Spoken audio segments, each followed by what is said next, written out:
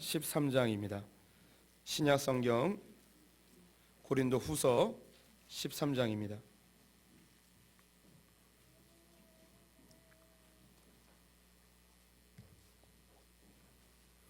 신약 성경 300쪽에 있습니다. 고린도 후서 13장 1절부터 10절까지의 말씀을 한 절씩 교독하시겠습니다. 고린도 후서 13장 1절에서 10절입니다. 교독합니다. 내가 이제 세 번째 너에게 가리니 두세 증인의 입으로 말마다 확정하리라.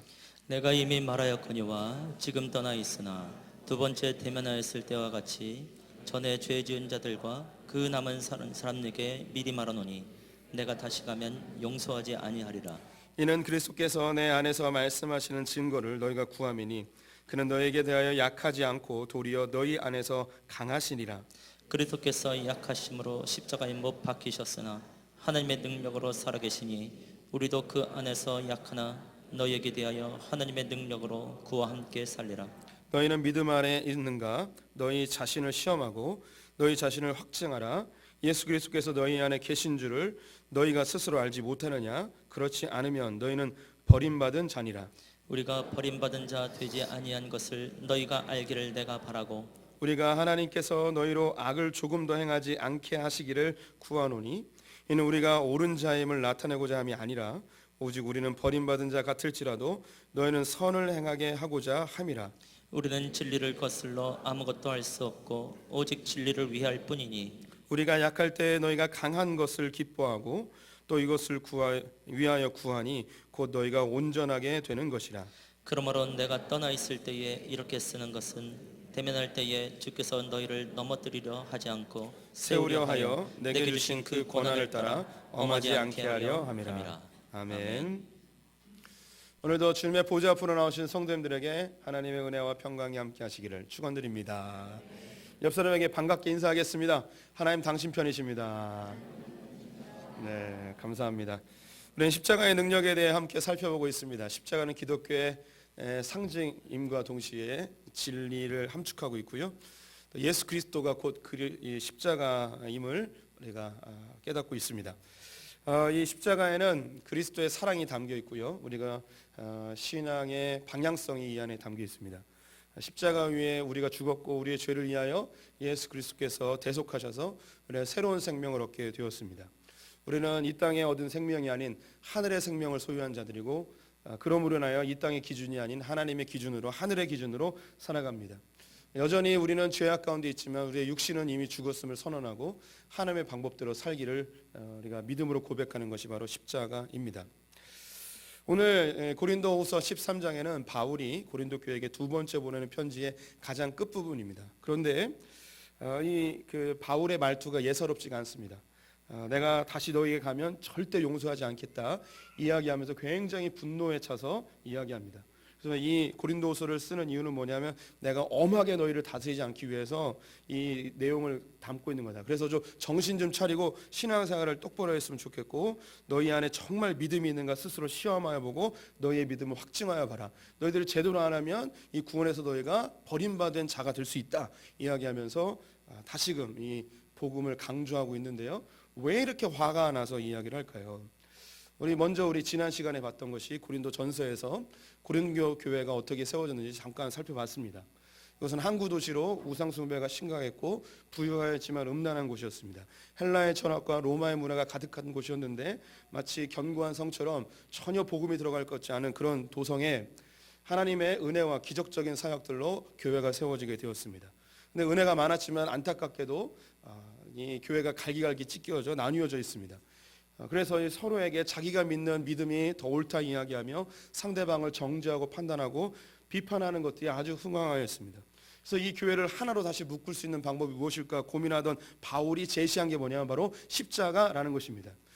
은사를 추구하는 것도 좋고 지적인 깨달음도 좋고 뭐 봉사를 열심히 하는 것도 좋고 뭐 다 좋은데 결국 우리 신앙생활의 궁극적인 방향성은 어디 있냐면 십자가라는 거예요. 예수 그리스도를 닮아가는 거고 내가 십자가에 못 박혀 죽고 내 안에 사신 예수 그리스도가 살아나는 것, 그래서 하늘의 방법으로 살아가는 것, 결국 하나님을 닮아가는 것, 이게 우리의 신앙의 궁극적인 방향성이지 은사를 얼마를 더 받느냐 이게 중요한 게 아니고 뭘 얼마나 더 깨달았느냐 이게 중요한 게 아니고 얼마나 봉사를 많이 했느냐 이런 게 중요한 게 아니고 얼마나 예수를 닮아가느냐 은사를 많이 받으면 뭐하냐? 예수를 안 닮았는데. 성경을 창세기부터 요한계시록까지 다 꿰뚫으면 뭐하냐? 예수의 사랑이 안 나타나는데. 하루 종일 교회에서 봉사하고 헌신할지라도 전혀 그리스도의 사랑이 드러나지 않는다면 그게 무슨 유익이 있겠냐? 믿음과 소망, 사랑 중에 그 중에 제일은 사랑이다. 죄인인 내가 그리스도 안에서 구원받은 것처럼 우리 지체들도 기다려주고 품어주고 세워져서 주님이 기다리시는 저 천국까지 함께 가는 것, 이게 그리스도의 신앙생활의 이게 궁극적 목표가 아니냐라고 이야기를 하고 있습니다. 그렇게 고린도전서에서 얘기했는데 이 교회가 수년이 지났음에도 불구하고 여전히 변화되지 않고 동일한 모습 아니면 그 이전보다 더 심각한 모습으로 치닫고 있었습니다. 그래서 너무 화가 나가지고 내가 세 번째 너희에게 갔을 때는 너희 절대 용서하지 않겠다. 이 복음을 훼손하는 너희들 정말 너무 답답해 죽겠다 하며 막 굉장히 격양된 목소리로 편지를 마무리하고 있습니다. 우리 성도님들에게 사진 하나 보여드리겠습니다. 예, 잘 아시는 그림이죠. 어벤져스. 예, 뭐 아이언맨도 있고 토르도 있고 캡틴 아메리카도 있고 뭐 개인적으로 좋아하시는 게 있으리라고 생각이 듭니다. 다음 사진이요. 슈퍼맨 아저씨, 배트맨 할아버지, 뭐 원더우먼 할머니, 뭐 이런 분들이 저기 지구를 지켜주고 계시는데, 예, 이건 이게 만화나 영화에 나오는 거죠. 이런 그 사람들을 슈퍼히어로라고 이야기를 합니다.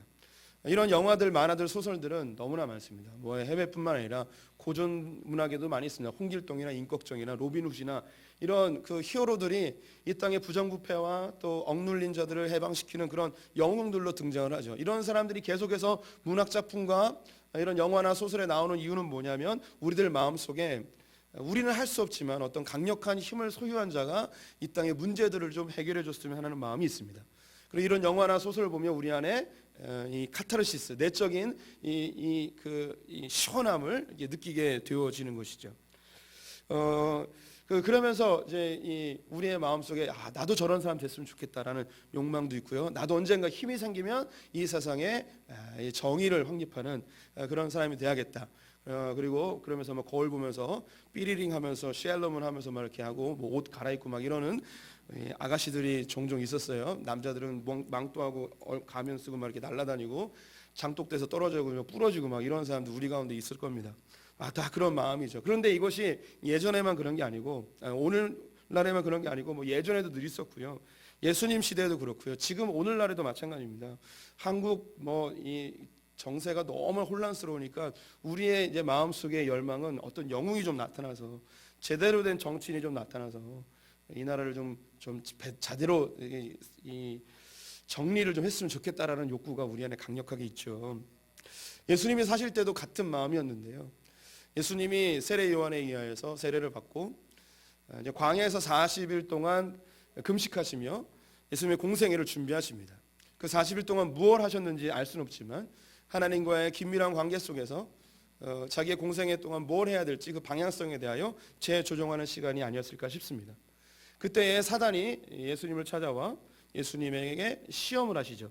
우리가 잘 알고 있는 돌을 떡으로 바꾸라는 것과 그리고 나에게 절을 하면 천하를 준다는 것과 성전에서 떨어져 하나님의 역사를 보이라는 유혹이었습니다. 이 사단이 이 유혹을 했다는 것은 예수님이 그 방법이 아닌 다른 방법으로 살아야 한다는 이런 메시지를 그 안에 담고 있습니다. 더불어 개인적인 그런 그 테스트가 아니고 예수 그리스도가 살아내셔야 될 삶 전체에 대한 이 테스트이기도 합니다. 하나씩 잠깐 살펴보면 첫 번째는 돌을 떡으로 바꾸라 이야기했습니다. 예수님은 40일 동안 금식하셨기에 너무나 배고픈 상태였고 돌을 떡으로 바꿔서 자기를 먹으라 이런 것으로 이해할 수 있겠지만 단순한 자기의 배를 채우기 위한 그런 메시지만큼은 아닙니다. 당시 이스라엘에서 가장 심각한 문제는 바로 먹는 문제였습니다. 400년 동안 전쟁이 끊이지 아니하여서 국토는 황폐해졌고요. 로마는 끊임없는 전쟁으로 세금을 더 많이 걷게 되었습니다. 우리가 알듯이 같은 민족 안에 세리들을 세워서 로마가 제정한 세금을 걷고 월급을 안 줘요. 그러면 자기가 거둔 세금에서 일정량은 로마에 바치고 나머지는 자기가 착복을 하는 거예요. 그래서 백성들의 팔을 비틀어서라도 이 그 세금을 더 많이 걷어내는 세리들이 굉장히 많이 있었습니다. 성경에 보면은 병든 자와 귀신 들린 자 각종 환자들이 너무나 많이 등장하죠. 그 이유는 뭐냐면 먹을 것이 없었기 때문입니다. 영양실조로 많은 사람들이 이제 질병에 시달리고 있었습니다. 이때에 예수님이 먹는 문제만 해결한다면 사람들은 한꺼번에 예수님을 메시아로 그들의 임금으로 맞이할 준비가 되어져 있습니다.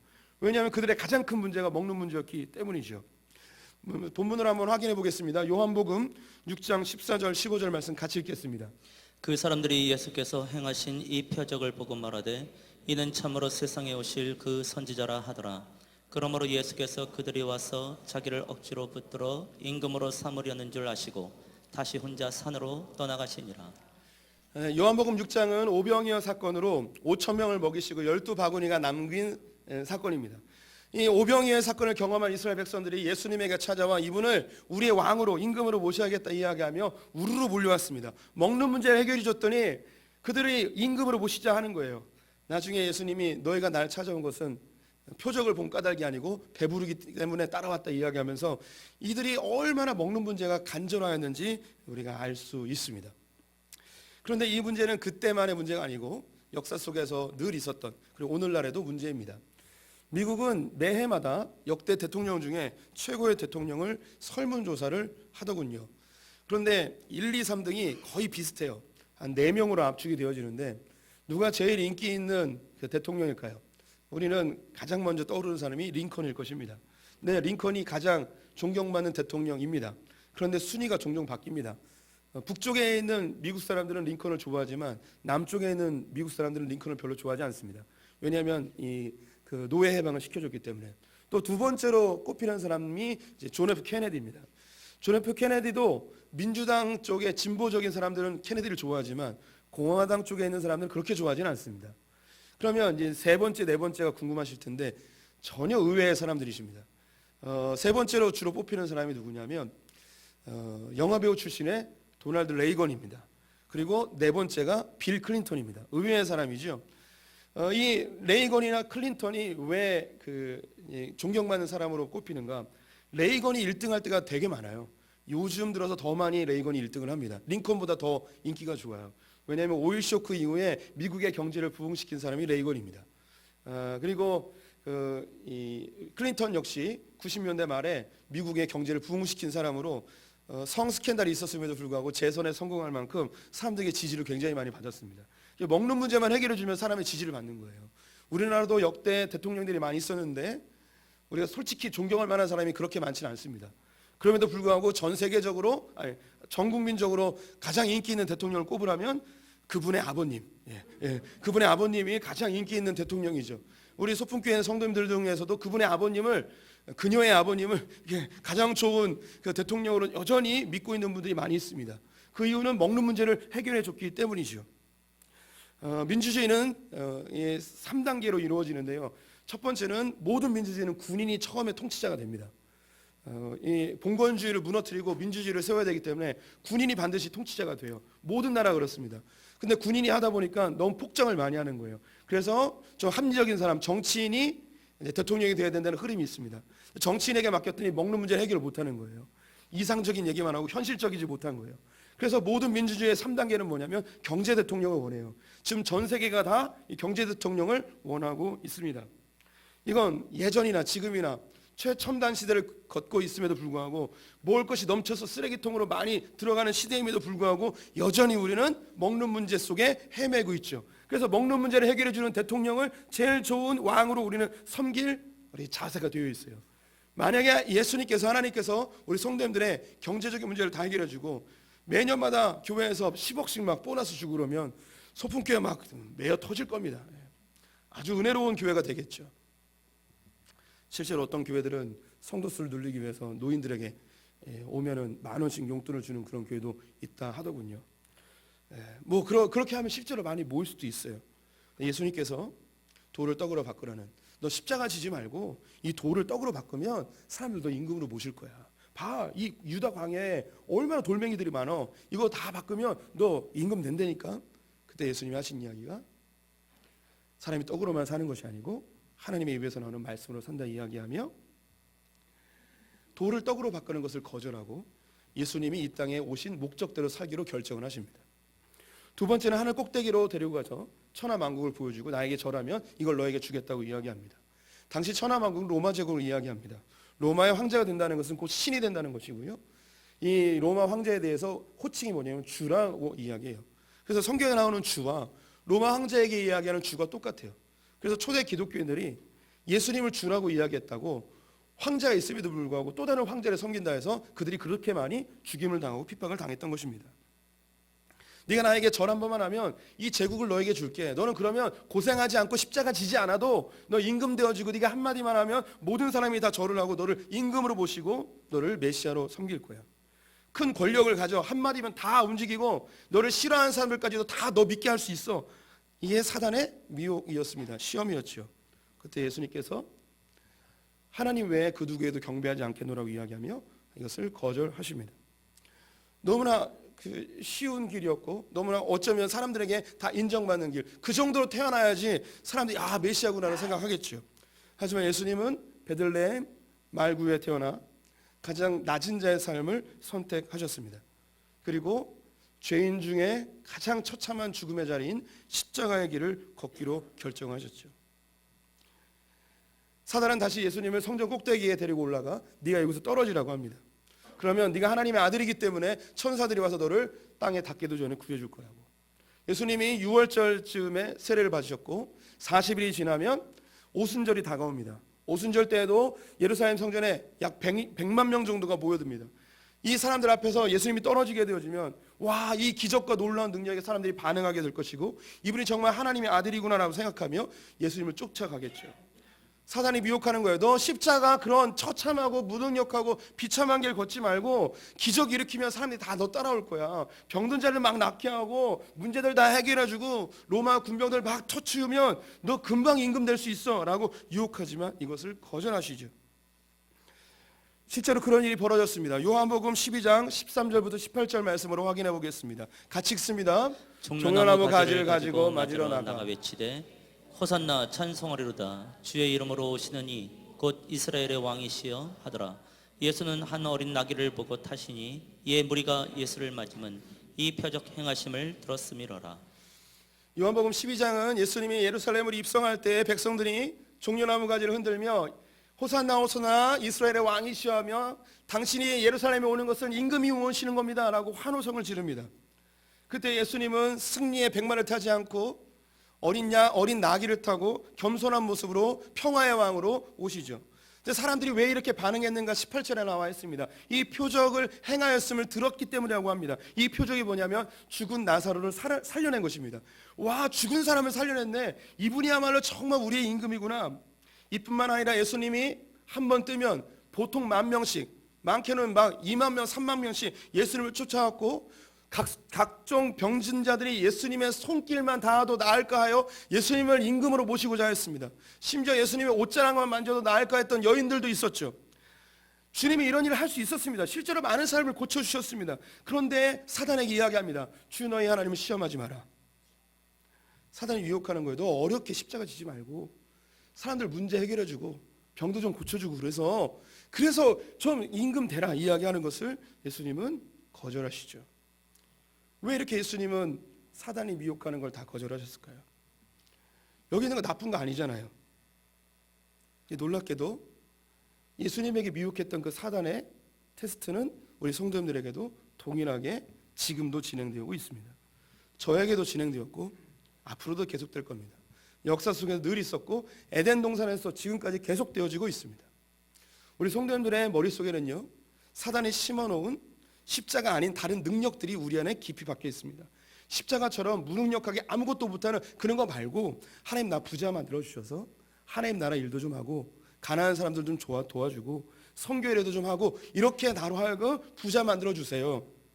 하나님 다 아시잖아요. 다른 부자들은 다 변질돼도 나는 안 변질될 거 주님 아시잖아요. 하면서 부자 만들어달라고 돈이 있어야 된다고 그렇게 생각을 합니다. 더불어 하나님 우리 아들 높은 자리에 올려주게 해주세요. 좋은 학교 가게 해주세요. 좋은 직장 보내주세요. 대통령 되게 해주세요. 국회의원 되게 해주세요. 장관 되게 해주세요 라고 하면 그렇게 높은 자리에서 성공한 위치에 오르면 더 많은 사람들에게 영향력을 미쳐서 더 많이 예수 믿게 할 것이라는 그런 이상한 생각들이 우리 안에 들어와 있습니다. 그래서 나는 불가능하더라도 내 자식만큼 하나님 높은 데 올라가게 해주세요 라고 열심히 기도한 것이 한국 교회입니다. 또한 우리를 유명하게 해주시고 능력을 발휘하는 사람, 솔직히 우리는 성령의 능력을 받고 싶어 합니다. 성령 충만함을 받기 위하여 소나무 뿌리라도 뽑고 싶었던 게 우리죠. 그럼 우리 솔직하게 하나님께 물어봅시다. 왜 성령의 능력을 받고 싶냔 말이에요. 오늘 찬양에도 있죠. 성경은 이야기합니다. 성령이 임하면 네가 예언을 하고 환상을 보고 꿈을 꾼다고 이야기했는데, 우리가 성령을 받고 싶은 이유는 뭐냐면 내 능력으로는 안 되니까 슈퍼맨처럼 되어서 공부 못하는 사람 공부 잘하고 내 안에 능력 나타나서 이 세상을 떵떵거리며 살아가는 이런 사람 되고 싶어하는 마음이 우리 안에 내재되어져 있습니다. 우리는 그 누구도 무능력하거나 무가치한 사람이 되고 싶은 사람이 아무도 없습니다. 다 영웅되고 싶어하고 특별해지고 싶어하고 하나님 앞에 사용받는 그런 어떤 특별한 존재가 되고 싶은 게 우리의 욕구죠.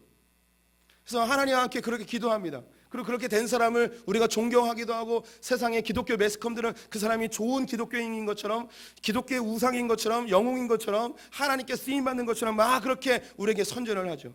반대로 돈도 못 벌고 병으로 고생하고 사회적으로 인정받지 못하는 그냥 우리 하객동에 사는 우리 성도님들, 이런 사람들은 아무도 주목하지 않고 이것을 우리가 하나님의 영광이라고 전혀 생각지 않는 이런 삶, 그럼 스스로 우리는 패배자라고 생각하고 하나님께 사용받지 못하는 것 같고, 내가 그냥 일상생활에 그냥 돈 벌고 그냥 직장생활하고 자녀들만 키우고 이런 삶은 마치 무가치한 것처럼 느껴지는 그런 사단의 미혹들이 계속 있단 말이죠. 놀라운 것은 많은 크리스찬들이, 아니 제가 생각할 때 90% 이상의 크리스찬들이 자기는 패배자라는 생각을 가지고 살아가고 있어요. 왜? 내가 하나님께 특별히 사용받지 못한다는 생각 때문에, 내가 이 세상에 인정하는 그런 성공의 기준에 도달하지 못했기 때문에 하나님께 내가 사용받지 못한다는 그런 패배감 속에 신앙생활하는 사람이 너무너무 많아요.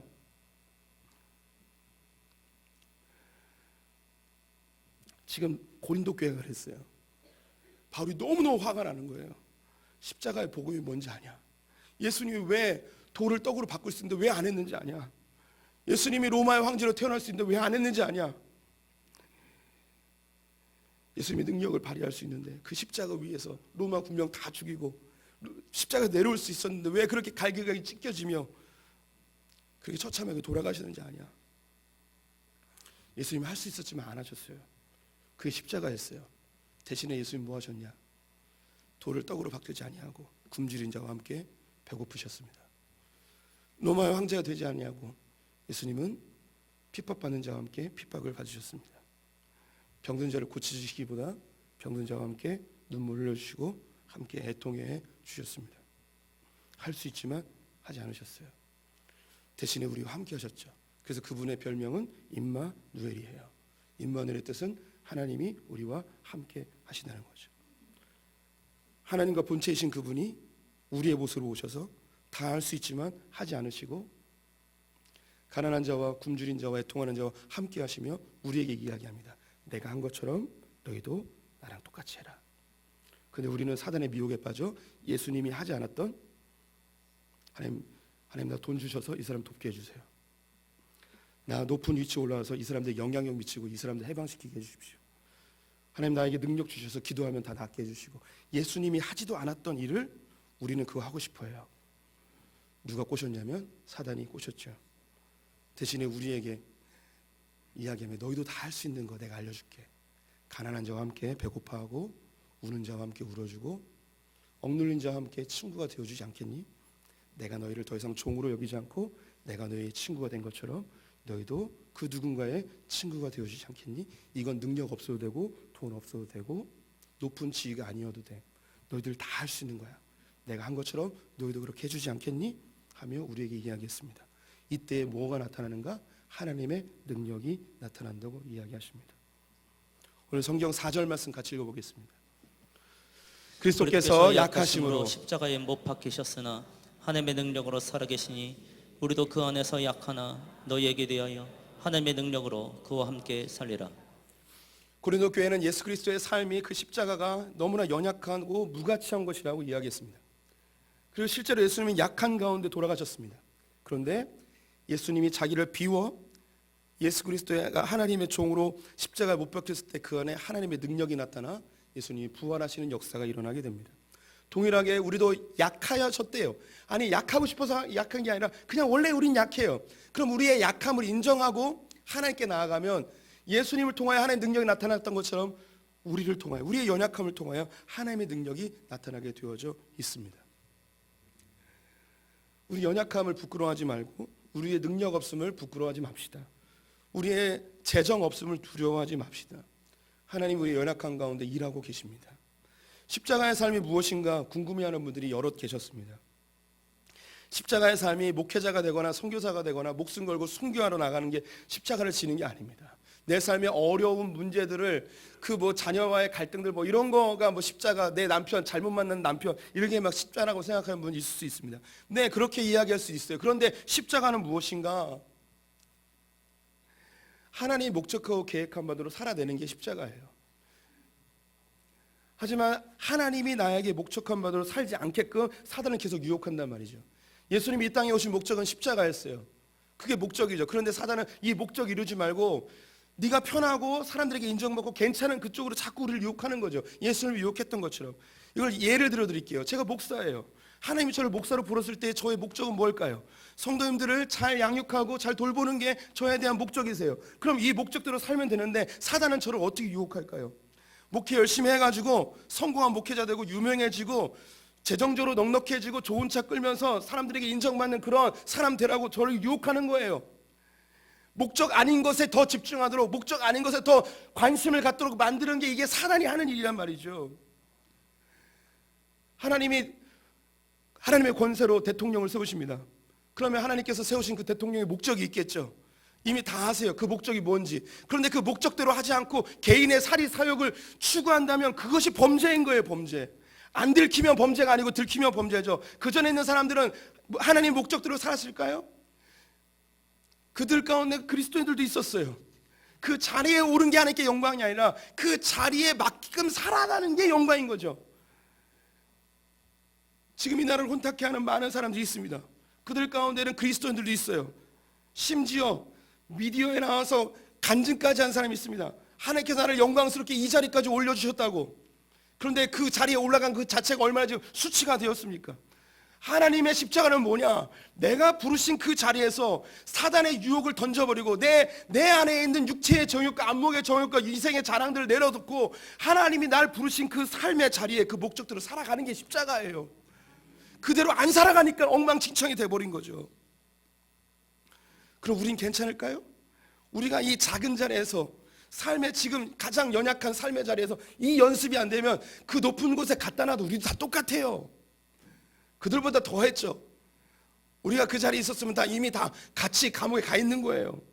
자기 자리를 지키기 위해 정직하게 이야기하지 못하고 부정부패를 눈 감아주는 그런 현상이 우리에게 똑같이 있단 말이에요. 감사하십시오. 국회에 안 들어간 걸, 청와대에 안 들어가신 걸 감사하십시오. 아무도 감동을 안 하시는군요. 다음 주에 다 감사원금 내셔야 돼요. 감사 제목에다 청와대에 불러주지 않으셔서 감사합니다.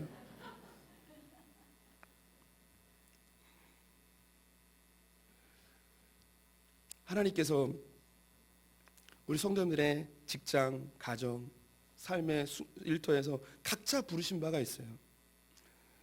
그 부르심의 목적이 있습니다.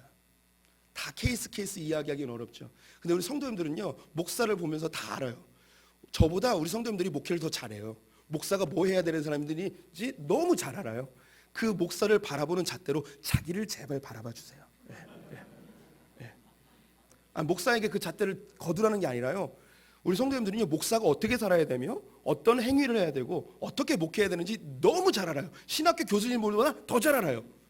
저는 우리 성도님들의 기준에 맞춰서 살면 돼요. 그 잣대로 우리 성도님들 똑같이 삶의 자리에서 목회자들이세요. 그리스도인이고 아버지이고 가장이고 그 삶대로 살아가는 게 십자가예요. 삶의 자리에서. 우리가 하나님이 우리를 연약하게 만드셨습니다. 그리고 우리 연약한 가운데 그대로 놔두시고 하나님의 능력이 우리를 통하여 나타나길 원하고 계십니다. 우리 7절 9절 말씀 같이 읽어보겠습니다. 우리가 하나님께서 너희로 악을 조금도 행하지 않게 하시기를 구하노니 이는 우리가 옳은 자임을 나타내고자 함이 아니라 오직 우리는 버림받은 자 같을지라도 너희는 선을 행하게 하고자 함이라. 우리가 약할 때에 너희가 강한 것을 기뻐하고 또 이것을 위하여 구하니 곧 너희가 온전하게 되는 것이라. 아멘. 사도 바울이 십자가에 대해 강조하는 이유는 뭐냐면 두 가지를 위해서래요. 너희가 선을 행하게 하기 위함이고 너희를 온전하게 하기 위함이라고 이야기합니다. 십자가는 나의 연약함을 인정하고 하나님의 능력 아니면 살 수 없습니다라고 고백하는 거예요. 사단은 끊임없이 우리에게 뭐를 유혹하냐면 하나님 없이 네 힘으로 살 수 있어 라고 가르치는 거예요. 에덴 동산에서 선악과 먹으면 하나님 필요 없이 너가 하나님 될 수 있으니까 네 능력으로 네 힘으로 살 수 있어라고 이야기하는 거죠. 사단이 예수님에게 유혹했던 것처럼 똑같이 우리에게 유혹합니다. 하나님께 돈 달라고 기도해. 그러면 하나님 없이도 네 돈으로 살 수 있어. 너 하나님께 높은 지위를 간구해. 그러면 하나님 없이도 그 지위 안에서 네가 살 수 있어. 너 하나님께 능력 달라고 기도해. 그러면 하나님 없이도 그 능력으로도 살 수 있어 라고 하는 거예요. 근데 십자가는 뭐냐면 하나님 나 아무것도 할 수 없습니다. 무능한 존재입니다. 능력이 없습니다. 그러니 나 좀 도와주세요. 하나님 능력이 날 통하여 사용되십시오. 나는 온전히 도구입니다. 선을 행하게 하기 위함이라는 것은 선은 착한 일의 개념이 아닙니다. 성경에서 선과 악은요 착한 일 나쁜 일이 아니고 하나님 편에 서는 것을 선이라 이야기하고 하나님 편에 서지 않는 것을 악이라고 이야기하는 거예요. 우리의 연약함 즉 십자가를 주신 이유는 뭐냐면 하나님 붙들게 하기 위함이에요. 성도님들에게 돈 다 주고 문제 하나도 없고 우리 성도님이 높은 지위권에 떵떵거리며 살면 우리 성도님들이 하나님 붙들까요? 교회 나올까요? 절대 안 나와요. 저는요 가난한 사람이 교회 다니는 것보다 부자들이 교회 다니는 게 더 신기해요. 이분들이 교회를 왜 다니는지 모르겠어요. 부족한 게 없는 분들인데 주일날 놀러 가기 바쁜데 왜 여기 나오시는지. 우리 월급 1,000만 원 이상 받는 분들 삼가 위로의 말씀을 드리며 정말 그 위로해주고 격려해 드려야 돼요. 가난한 사람이 예수 믿기 쉽습니까? 부자가 쉽습니까? 부자들은 어려워요. 진짜 어려워요. 그래도 주님 붙들고 그 중심은 주님 아시겠지만 어쨌든 이 주님께 나오는 게 정말 쉽지가 않은 거예요. 그런데 우리는 아무것도 없으니 하나님 붙을 수 있는 이런 모든 조건이 완벽하게 갖춰져 있는 하객동의 백성들 아닙니까? 얼마나 감사합니까? 다음 주에 또 감사한 걸 내시기 바랍니다. 하나님 아무것도 없게 해주시니 감사합니다. 또 한 가지 우리로 온전케 하기 위함이라고 합니다. 주님이 우리의 모든 문제를 해결해주고 우리에게 먹을 거 다 주고 능력을 주면 우리는 성숙되질 않아요. 하나님이 다 해주면 우리는 자라나질 않아요. 그걸 마마보이라고 이야기하죠. 요즘은 직장에 취업 면접 보러 가는데 밖에서 어머니가 기다리고 있고 이랬다고 합니다. 대학에 가면 수강 신청을 어머니들이 해주고 성적이 B가 나오면 교수님에게 어머니가 전화해서 왜 내 아들 B 줬냐고 이야기를 한다고 이야기합니다. 그렇죠? 웬일이죠? 근데 이 짓거리를 우리가 한다니까요. 실제로 내 자식들을 위해서 뭐든지 다 해주려고 하는 게 우리예요. 하나님이요 우리를 그렇게 대하지 않으세요. 선한 아버지께서는요 우리를 그냥 놔두세요. 그러면서 우리 뭐라고 하시느냐, 나 너의 문제를 해결해 주지 않지만 입만을 내서 내가 너와 함께 해줄게. 내가 어려울 때 네 손 붙들어주고 너 지치면 내가 일으켜주고 너 뒤처지면 내가 밀어주고 내가 성령의 능력으로 너와 함께하여서 가시 뚫고 엉겅퀴한 삶의 모든 문제를 네가 스스로 해결할 수 있도록 내가 너 도와줄게. 마음껏 해봐. 걱정하지 마. 이 모든 과정을 통해서 내가 하고 싶은 게 있어. 뭐냐면 너를 성장시키는 거야. 근데 우리는 문제 다 해결해 달라고. 주님이 우리를 성장시키고 싶어 하시는 그 아버지의 마음을 모르고, 그래서 주님은 다 할 수 있지만 하지 않으세요. 그게 십자가예요. 우리 성도님들 십자가 붙들고 주님 안에 성장하는 분들 되셨으면 좋겠습니다. 해결되지 않은 문제들, 경제적인 어려움들, 관계의 어려움들, 질병들, 주님께 아무리 기도해도 해결이 안 되죠. 답답할 때가 있을 거예요. 그때 주님 나의 연약함을 통하여 하나님의 능력이 나올 줄 믿습니다. 나를 이 과정을 통하여 성숙시키시고 더 하나님 편에 서도록 하시는 줄 믿습니다. 이 세상의 거짓 진리들, 번영신학들, 돈을 벌어야 되고 높아져야 되고 능력이 있어야만 하나님께 복받은 것처럼 이야기하는 이 모든 거짓 진리들, 이것에 대하여 바울이 얘기합니다. 내가 용서치 아니하리라. 그리고 이런 자들은 하나님의 구원에서 버림받을 것이다. 우리 성도님들 긴장하여 듣길 축원드립니다. 기도하겠습니다.